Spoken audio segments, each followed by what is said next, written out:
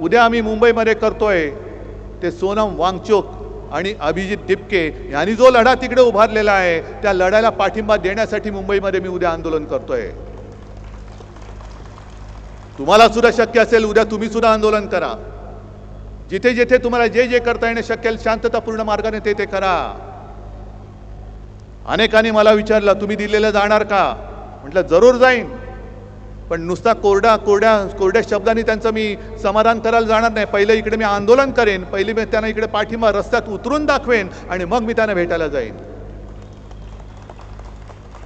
कारण सोनम वांगचुक हे 20-25 दिवसापूर्वी, आता उपोषणाला 20 दिवस झाले, त्याच्या आधी 8-10 दिवस म्हणजे गेल्या महिन्यात ते घरी येऊन मला भेटून गेले।